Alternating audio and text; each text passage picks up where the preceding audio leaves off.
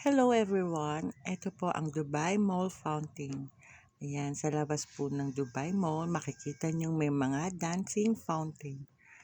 Talagang naging tourist attraction din siya kasi napakaganda nga naman.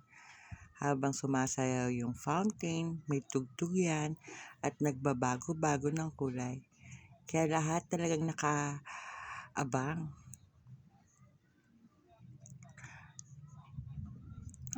Ang ganda, di ba? Ayan. Talagang kahit yan lang tatayo ka, maaaliw ka na at malilibang ka na. Kasi tingnan nyo naman, no, sumasayaw-sayaw pa talaga siya. So, ang daming tao dyan na para manood lang.